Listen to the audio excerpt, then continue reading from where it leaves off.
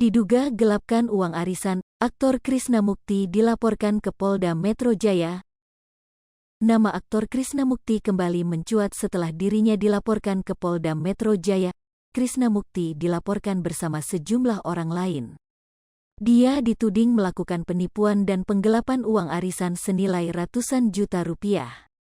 Laporan polisi itu terregister dengan nomor LPB 2702-V-2022 SPKT Polda Metro Jaya. Dalam LP tersebut pelapor tertulis atas nama Yeni Haidir sedangkan terlapor atas nama Krishna Mukti, Astrid, Indah Sari, Lisa Hendriani, Arum Muhaimin. Kabid Humas Polda Metro Jaya Kombes Pol E. Zulpan membenarkan adanya laporan itu. Zulpan menyebut kasus ini bermula pada 2018 lalu saat pelapor mengikuti arisan bersama Krishna Mukti dan nama lainnya. Menurut pelapor, terlapor Krishna Mukti DKK ini belum juga membayar arisan yang harus dibayarkan kepada pelapor selaku ketua atau penanggung jawab arisan dengan total Rp724.600.000, kata Zulpan kepada wartawan, Sabtu, tanggal 4 Juni tahun 2022.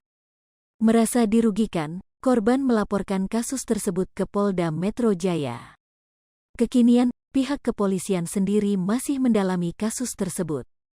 Adapun pasal yang dilaporkan kepada Krishna Mukti CS adalah pasal 378 KUHP dan atau pasal 372 KUHP tentang penipuan dan penggelapan. Sementara itu Krishna Mukti belum berhasil dikonfirmasi Tribunnews terkait laporan terhadap dirinya.